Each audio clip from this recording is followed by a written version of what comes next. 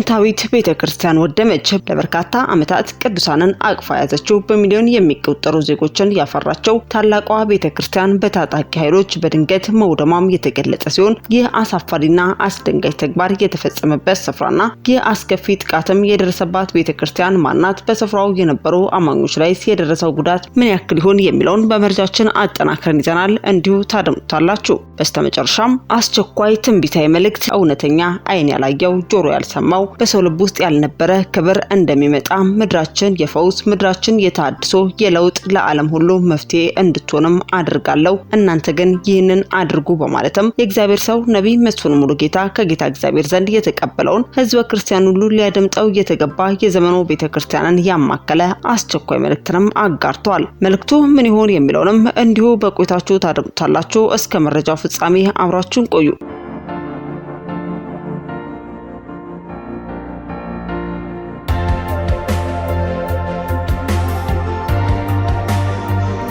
አስቀድመን ወደ ያዝነላችሁ መረጃችን ስናልፍ ጥንታዊቷ ቤተክርስቲያን መውደሟ ተሰምቷል። በኤጲስቆጶስም የተሰየመችው እጅግ ታላቋና ጥንታዊት ቤተክርስቲያን በጭካኔ ወድማለች። ለበርካታ ዓመታት ቅዱሳንን አቅፋ ያዘችው በሚሊዮን የሚቆጠሩ ዜጎችን ያፈራችው ታላቋ ቤተክርስቲያን በታጣቂ ኃይሎች በድንገት መውደሟም የተገለጸ ሲሆን ይህ አስከፊና አስደንጋጭ ተግባርም በእስራኤል ላይ መከሰቱን ተመልክተናል።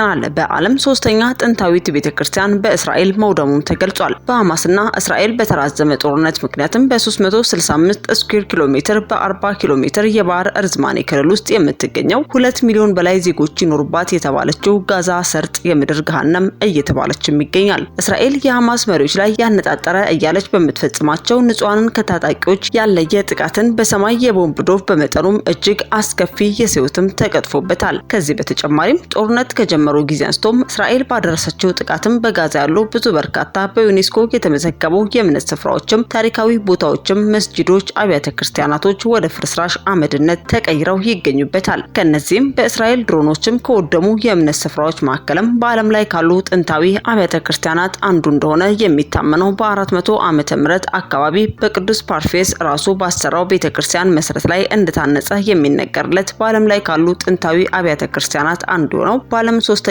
ጥንታዊ ቤተክርስቲያንም ይጠቀሳል። በተሰሎንቄ ከሚኖሩ ጥሩሮ ካለው ቤተሰብ የተገኘው ሀብቱ ንብረቱ ባለጸጋነቱ ከክርስቶስ ፍቅር ያላስበለጠው የክርስትና ሃይማኖት ለመከተል ሀብቱን ትቶም ነበር። በኋላም የመጀመሪያ የጋዛ ጳጳስ ሆኖ በስሙ የተጠራው ቤተክርስቲያንም ሰራ። እንደ አብዛኞቹ ቅዱሳን ሁሉ ስለ ሕይወት ታሪክ ተጽፎለትም ስለ ድርጊቶቹና ተአምራቶቹም ብዙ ዝርዝሮች የጋዛ ክርስቲያን ማህበረሰብ ዘንድሮም ትልቅ ክብር ይሰጠዋል። በ420 ዓመተ ምህረት ሞቷል ተብሎ የሚታመነው በቀድሞ የጋዛ ኤጲስቆጶስ ስም የተሰየመው የቤተክርስቲያንም አርፎበታል ተብሎ በሚታመንበት ቦታ የተገነባ ሲሆን አሁን ያለውን በመዋቅር በ12ኛ ክፍለ ዘመን ላይልቅ እንደ ብዙ የመስቀል ዘመን አወቃቀሮች በሚያስደንቅ ሁኔታ ያጌጠና በወፍራም በተጠናከሩ ግድግዳዎችም እንደተገነባ ታሪኩም ያሳያል።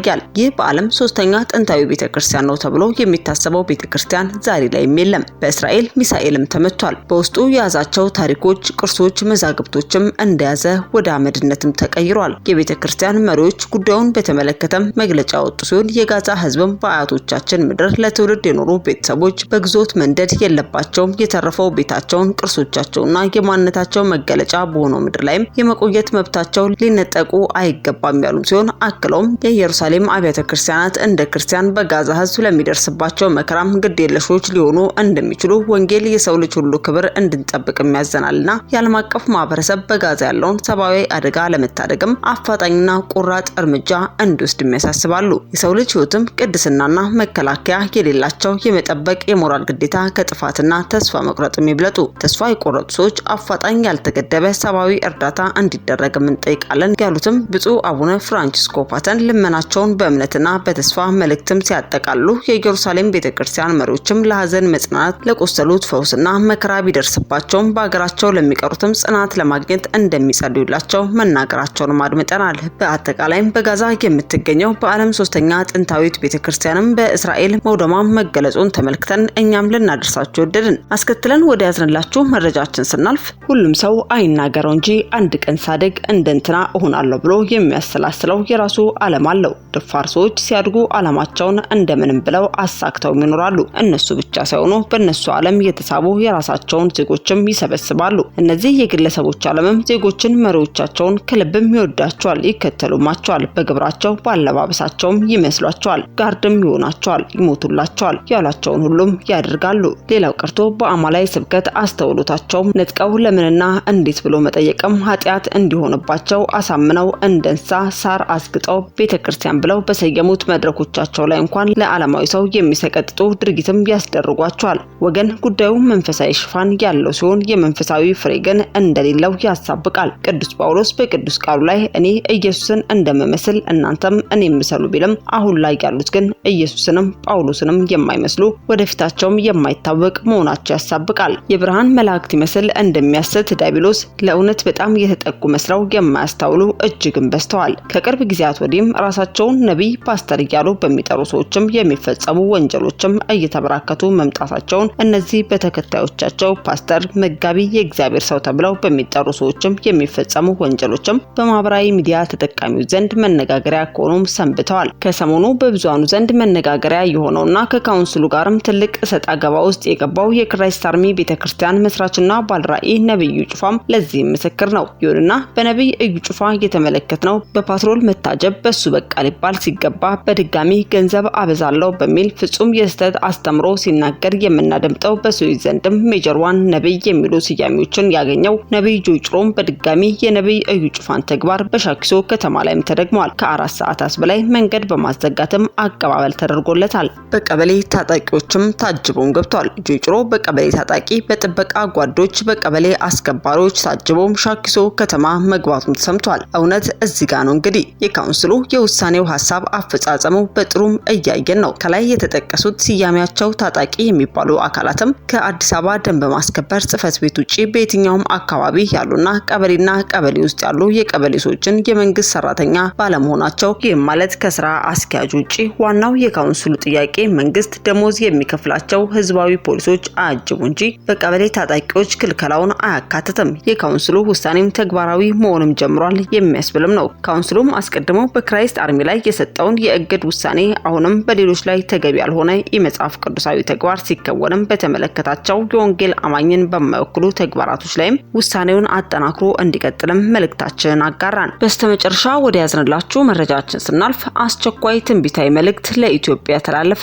ኢትዮጵያና ኤርትራ መካከል ላይ ጌታ የገለጠልኝ ነገር አለ። የሚፈሰው ጥቁር የሆነ ደም እልቂትና የእርስ በርስ ጦርነት ነው። በኢትዮጵያ መካከል ላይ የሚነሳ ያልተቀላቀለ ነገር አለ። እውነተኛ አይን ያላየው ጆሮ ያልሰማው በሰው ልብ ውስጥ ያልነበረ ያ ክብር እንደሚመጣ ምድራችን የፈውስ ምድራችን የታድሶ የለውጥ ለዓለም ሁሉ መፍትሄ እንድትሆንም አደርጋለሁ።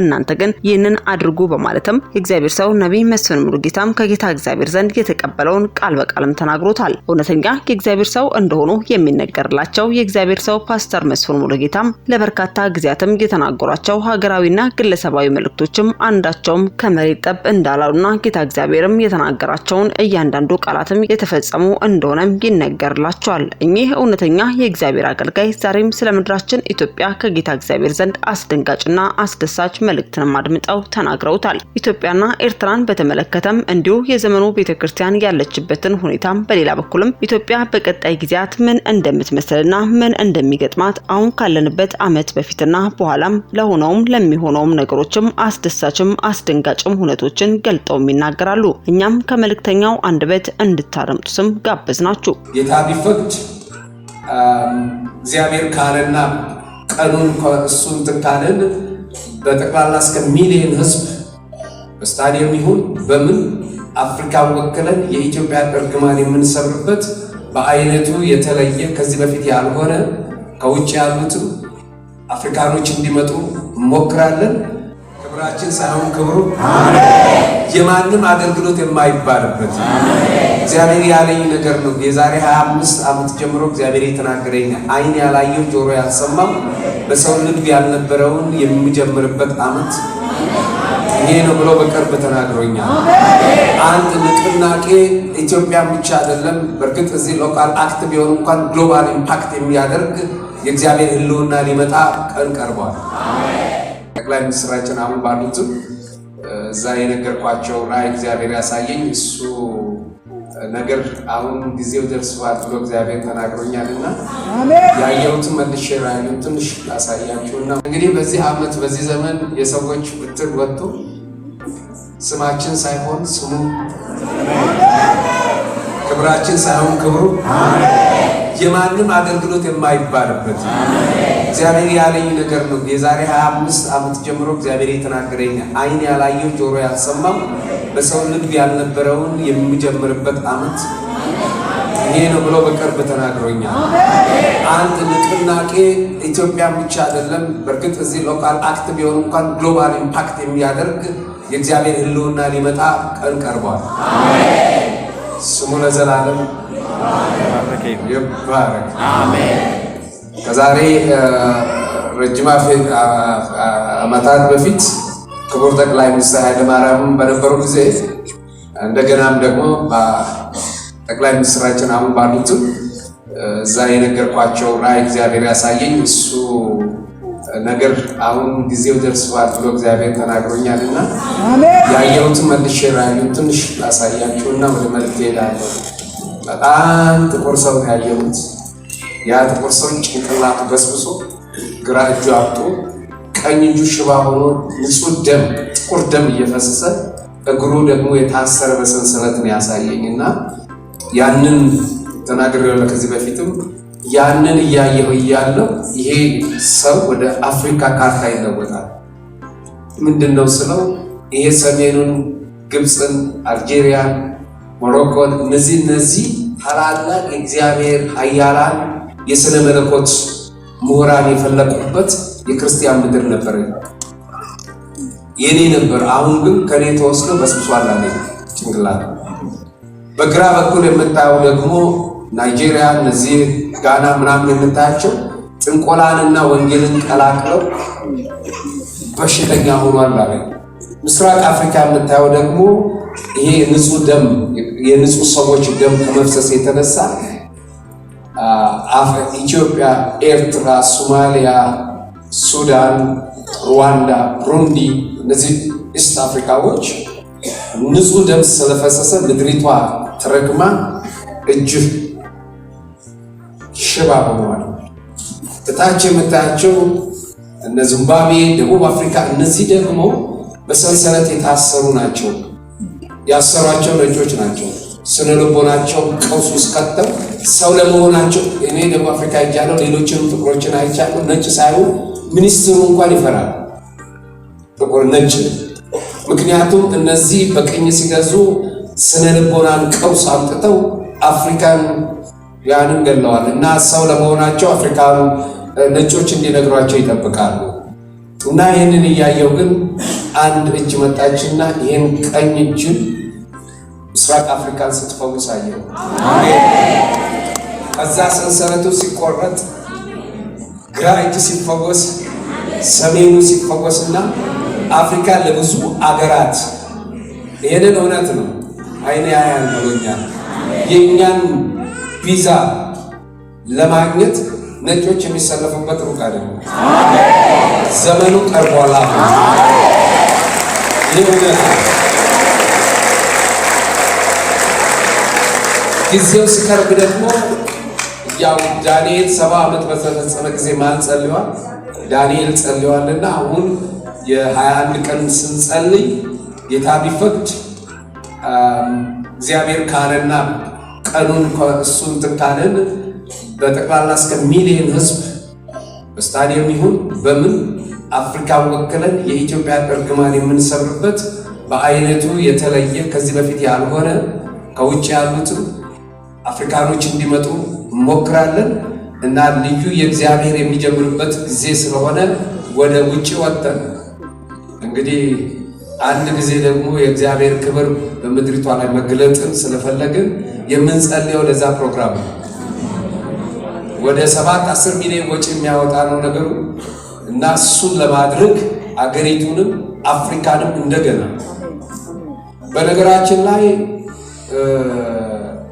ሰሞኑን የቤተ ክርስቲያን አገልጋዮችን ፓስተሮችን ይዤ ነበርና ማዕድን ሚኒስትር ሄደን ነበረ ስንጎበኝ አንድ ነገር ገባኝ። የሰው ሕይወት በምን ውስጥ ነው ያለው? በደም ውስጥ ነው። የአገር ደግሞ ሕይወት ያለው በማዕድን ውስጥ ነው። በአገራችን ያለው ማዕድን ኦልሞስት እኛን አይደለም የልጅ ልጆቻችን እስከ 200 ዓመት ዓለምን ጌታ እስኪመጣ ድረስ የሚመግብ አለ። ለዚህ እኛን ስንዴ እየለመንን እንድንኖር እንግዲህ ይህንን እውነት ነው የምናገረው። ነጮች በነገራችን ላይ ሰይጣንም ነጭም ነፃ ስጦታ የለም አለው። ኢቭን የተቀቀለ ስንዴ ነው የሚሰጡ። ይህንን ከላያችን ላይ የምንሰብርበት እርግማንን አፍሪካ ተነስታ ራሷን የምንችልበት ነው። አሁን ሰሞኑን በዚህ ስብሰባቸው ላይ ተብሎ አይታወቅም። ባይደን ያው መንፈሱ የሚሰራበት ነው። አፍሪካ የራሷ በጸጥታ ምክር ቤት ቋሚ መቀመጫ እንድታገኝ እንሰራለን አሉ። ወደው ሳይሆን ጊዜያችን ስለደረሰ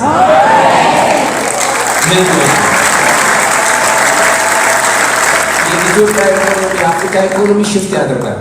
መቼም ይባረክና ደርግ ህዝቡን የት ነው የከተተው? ቀበሌ ቤት፣ የሰው ቤት ነጥቆ ቀበሌ ቤት ስንት ሳስረክስ ኢህአዴግ ደግሞ ወዴት ነው? ኮንዶሚኒየም። እንግዲህ ከዚህ የምንወጣበት ዘመንና አይ በቃ ያመነ ይሆን በዚህ የምንወጣበት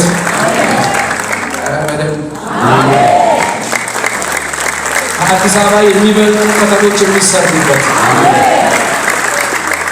እሱን እግዚአብሔር የሚያደርግበት ዘመን እየቀረበ ስለሆነ እንግዲህ የሚነሱ ትውልዶች አሉ። እንግዲህ እኔን እንደ ክብሪት ነው የምትጠቁሰው የሚነሳ ትውልድ አለ ብሎ እግዚአብሔር ስለተናገረ እንግዲህ በረከትን በዛው ውስጥ ከትቼዋለሁ።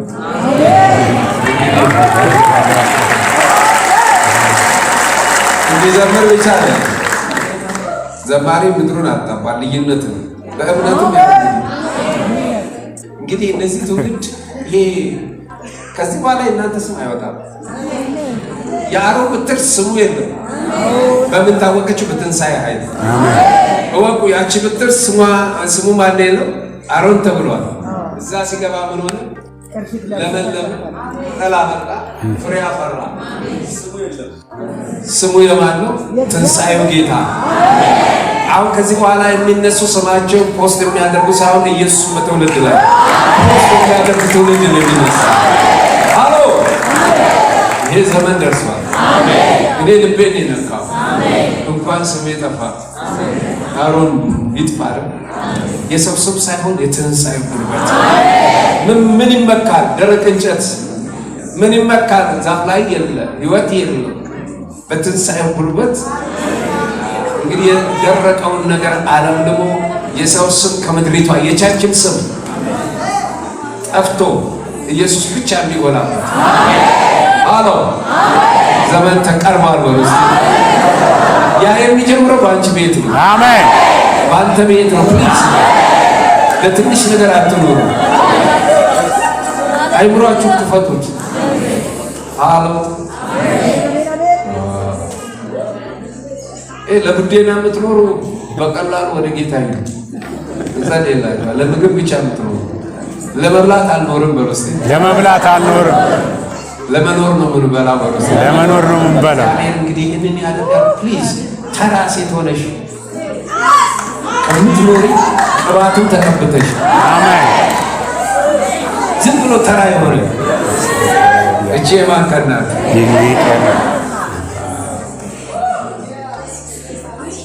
ያለፈው ሳምንት እንደነገርኳችሁ ያለፈውን አታስተውሉ፣ የጥንቱን አታስቡ ነው አዲስ ነገር እሱ መቼ ነው የሚበቃ? አሁን ማለት ምን ማለት ነው? አሁን ማለት የሁላችሁ ጊዜ ውስጥ የሌለ ማለት ነው።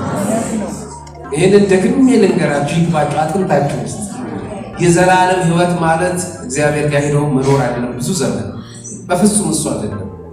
እሱ የዘላለም ሕይወት አይደለም። እግዚአብሔር ዘላለምን ፈጥሮ በዘላለም አኖሮ እሱ ከዘላለም ውጭ ነው።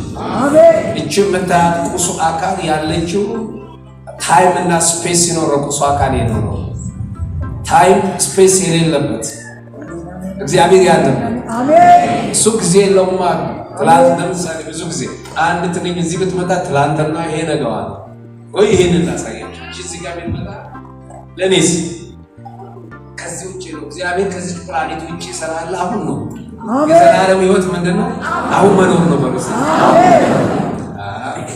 እኔና እናንተስ ዳግምን ልደት ማገኝ የእግዚአብሔር ልጆች ስንሆን ከጊዜ ውስጥ መውጣት ነው አሜን መስከረም ይሽከረከራል መስከረም ጥቅምት ዳር አሁን ዛሬ መስቀል አውዳመቱ ይመጣል እየዞረ ሰርክል ነው ለዓለም ሰርክል ነው ክብ ነው ለእግዚአብሔር ህዝብ ግን በራል አሜን ከዚህ ውስጥ እንድንወጣ በዚህ ምድር እያለ የእግዚአብሔር ልጅ አሜን አሎ አሜን ስሙ ለዘላለም እንዳልኳችሁ ሰው ሁሉ ዛሬ አንድ ነገር ነው ሰሞኑንም ስታዩ ዩኤንም ምንም ስትሰሙ ጭንቀት ነው ምክንያቱም የትላንትና ስህተታቸው ኃጢአታቸው በደል ጸጸታላቸው ነገ ፍርሃት አላቸው ስለኛ ግድ የሚለው አለ ስሙ ለዘላለም ስለዚህ ዛሬ አንድ ነገር ለቀብር ነው የመጣው ልጁ ጭንቀት የተባለው ልጅ እዚህ ተቀብሮ መሄድ አለበት አሜን አሎ አሜን ጭንቀት ይዛችሁ ብትሄዱ ዛሬ የት ነው መቀበሪያው በሽታ ብቻ ሳይሆን ጭንቀትን መከራ ቀጥታ ነው ምክር ቤቱን ይሄንን ውሳኔ ወሰነው እንዴ አይደለም የእውነት እግዚአብሔር የምታገለግልበት ቦታ የስብከትና የዝማሬ ብቻ ቦታ ሳይሆን የመከራ የችግር የፈተና የስቃይ የሰይጣን መቀበሪያ ብሎ ስለዚህ ሰላም ልበላችኋል የማይቻል ነገር ወደሚቻልበት ቦታ እንኳን ደህና መጣችሁ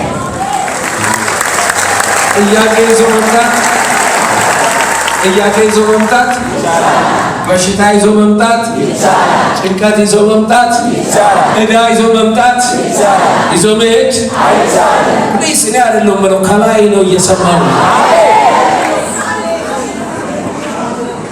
ውድ የሻሎም ቲዩብ አድማጭና ተመልካቾቻችን ለሰዓቱ ያዝንላችሁ መረጃ ያደመጣችሁትን ይመስል ነበር በሌላ አዳዲስ መረጃዎች እስከምንገናኝ መልካም ቆይታ